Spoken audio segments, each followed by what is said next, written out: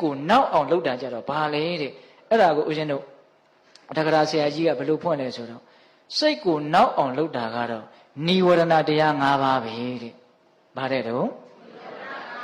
နိဝရဏတရား၅ပါးပဲတဲ့နံပါတ်1ကာမိသန္တာနိဝရဏအာယုန်နေကာမဂုဏ်အာယုန်နေအစင်းနေအတန်နေအနတ်နေအရာသာတွေအတွေ့အထိတွေဒီလိုတွေသိတယ်နော်အဲ့ဒါတွေကိုလိုချင်မမောနေရင်အဲ့ဒါကာမိသန္တာနိဝရဏမြင်လိုက်တာကြည့်ချင်လိုက်တာဆန္ဒတွေဖြစ်နေတာနော်ဘာဆန္ဒလဲမြင်လို့တဲ့ဆန္ဒကြားလို့တဲ့ဆန္ဒနမ်းလို့တဲ့ဆန္ဒစားလို့တဲ့ဆန္ဒထိလို့တဲ့ဆန္ဒဟုတ်လားအဲ့ဒါဒီကာမိဆန္ဒအဲ့ဒါဒီစိတ်ကိုနောက်အောင်တနည်းအားဖြင့်စိတ်ရဲ့ကြည်လင်မှုလေးကိုဖြည့်ဆည်းပြလိုက်တဲ့သဘောတရားတစ်ခုနော်နောက်ပြီးတော့ဗျာပါဒာနိဝရဏစိတ်ထဲမှာ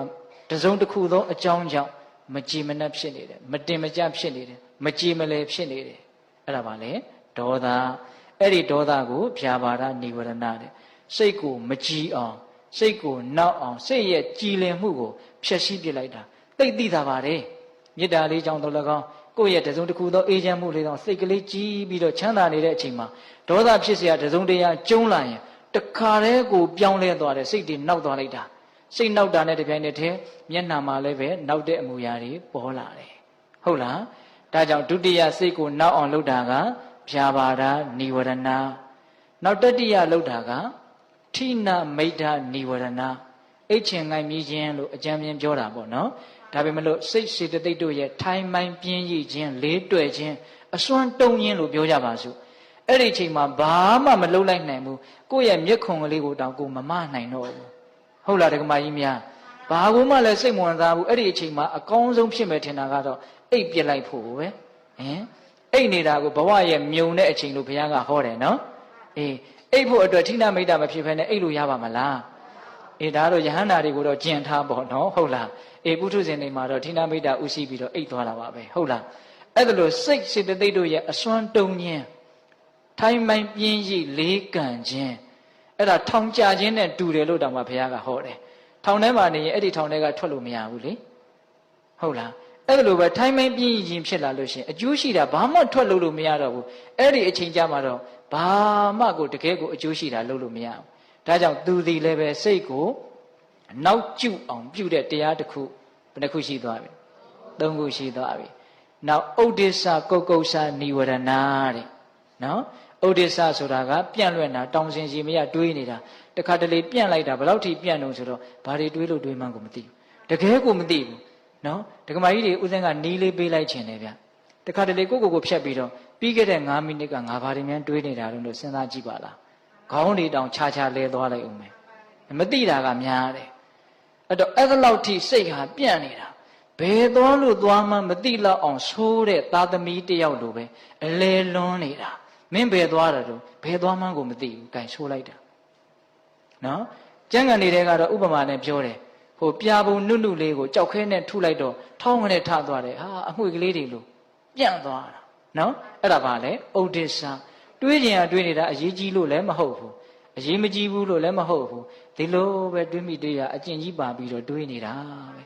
အကျိုးမဲ့တာတော့သိကြတယ်အဲ့ဒါပါလေဥဒိစ္စကုတ်ကုတ်ဆဆိုတာကနောင်တနဲ့ပူပန်တာငါမကောင်းတာတွေလုံးမိပြီမကောင်းတာနဲ့ပတ်သက်ပြီးတော့နော်ငါကောင်းတာတွေမလုံးရသေးဘူးကောင်းတာနဲ့ပတ်သက်ပြီးတော့စိတ်ထဲမှာတကယ်လဲထလှုပ်တာလည်းမဟုတ်ဖ ೇನೆ ပူယုံတက်ပူးနေတာအဲ့ဒါပါလေနောင်တကုတ်ကုတ်ဆနော်အဲ့ဒီဥဒိစ္စကုတ်ကုတ်ဆသည်စိတ်ရဲ့နောက်ကျခြင်းတစ်မျိုးစရုထတရား၅ခုမြောက်ကဘာများဖြစ်မယ်ထင်နော်ဝီစီကိစ္စနော်မဆုံးဖြတ်နိုင်ဘူးတန်တရားတော်ထဲမှာခြားခြားလဲနေတာမဝီခွဲနိုင်ဘူးနော်ဖះအကြောင်းတွေးလိုက်လဲခက်ရှုပ်ရှုပ်ပဲစိတ်ထဲမှာသိမရှင်းဘူးဟုတ်မှဟုတ်ရလားဘယ်သူကများဖះကိုတိတိကျကျသိတာတော့မိတာတော့တရားကတကယ်လားရှုပ်နေတာပဲသူ့စိတ်ထဲမှာဒါမြင့်မင်းမယုံဘူးလားဆိုမယုံဘူးလဲ तू မလုပ်ရဲဘူးအဲ့လိုလဲမလုပ်ရဲဘူးဒီကမာကြီးများအဲ့တော့ယုံသလားဆိုတော့လဲမယုံဘူးလားဆိုတော့လဲမဟုတ်ဘူးမယုံမရဲနော်စိတ်ထဲကမယုံတော့ရဲလဲမရဲဘူးမတင်မကြကြီးတကယ်တိုးလို့တန်လည်းကြီးပြစ်ထားတာအဲ့ဒီစိတ်ကတော်တော်ခွာကြတယ်အဲ့ဒါပါလေဝိရှိကိစ္စအဲ့ဒါက ဦးဇင်းတို့တရားပိုင်းဆိုင်ရာမှာရှိတာမဟုတ်ဘူးဗျနော်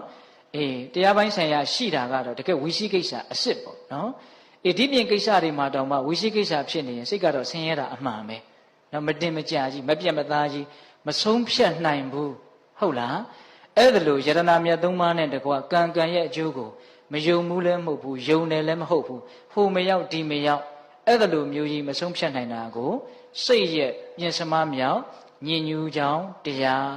ကျမ်းဂန်တွေထဲမှာတော့လမ်းနှစ်ခွနဲ့ဥပမာပေးတယ်ဟိုသွားရမှလို့ဒီသွားရမှလို့အဲ့ဒါလို့ငေးနေတော့နောက်ကလူဆိုးတွေရဲ့နှိမ့်ဆက်ခြင်းကိုခံရလို့ဒုက္ခရောက်ရတဲ့လမ်းနှစ်ခွရှေ့မှာရက်နေတဲ့ခရီးတွေနဲ့တူလို့ဝိသိကိစ္စကိုလမ်းနှစ်ခွလို့ပြောတယ်ဒီဒေသနာတော်မှာတော့ဝိသိကိစ္စသည်စိတ်ကိုနောက်ကျစေတယ်လို့ပြောတာဟုတ်လားဒါကြောင့်စိတ်ကိုကြည်ရင်တယ်ဆိုရင်စိတ်ကိုနောက်စေတတ်တဲ့အရာတွေကိုဘာလို့ရမလဲဖယ်ရှားရမယ်နောက်စေတတ်တဲ့အရာသည်နိဝရဏတရား၅ပါးဒီနေရာမှာတော့စိတ်နောက်ကြောင်းတရားလို့ဟောတယ်တချို့နေရာတွေမှာကြတော့စိတ်ကိုအမှန်တရားနဲ့မိမိရဲ့ကြားမှာမမြင်အောင်ဖုံးကွယ်ထားတဲ့အပိတ်အပင်အတားအဆီးအကာအကွယ်လို့လည်းဟောတာရှိသေးတယ်နိဝရဏဆိုတဲ့ပါဠိရဲ့ဓာတ်ရဲ့အဓိပ္ပာယ်ကပိတ်ပင်ခြင်းတားဆီးခြင်းကာကွယ်ခြင်းမမြင်ရအောင်ဖုံးလွှမ်းခြင်းလို့အဓိပ္ပာယ်ရတယ်ဟုတ်လား